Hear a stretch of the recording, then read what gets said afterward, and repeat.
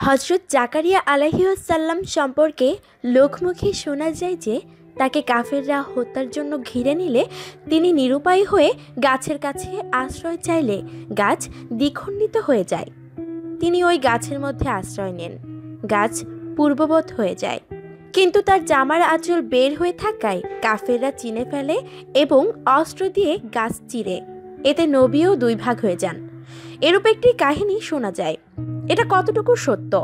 বর্ণিত ঘটনাটি সম্পূর্ণ ভিত্তিহীন। সহিহ হাদিসে তা পাওয়া যায় না।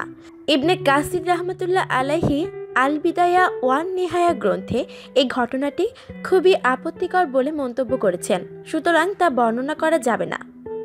হজরত জাকারিয়া আলাইহিসসালাম ও অন্যান্য নারীদের সম্পর্কে কুরআন মাজিদ ও সহিহ হাদিসে যতটুকু বর্ণনা আছে ততটুকু জানাই আমাদের জন্য যথেষ্ট। তাই হজরত জাকারিয়া আলাইহিসসালামের সম্পর্কে কুরআন মাজিদের কয়েকটি আয়াতের তর্জমা ও একটি সহিহ হাদিসের অনুবাদ পেশ করা হলো।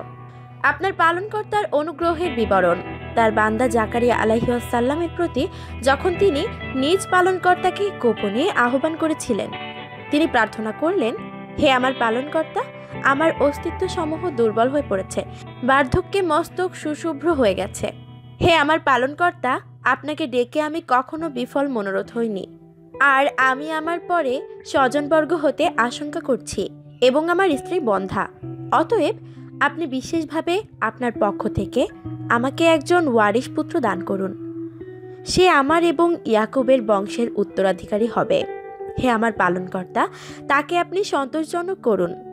যে জাকারিয়া, আমি তোমাকে একটি পুত্রের সুসংবাদ দিচ্ছি, তার নাম হবে ইয়াহিয়া। ইতিপূর্বে আমি এ নামে কারো নামকরণ করিনি।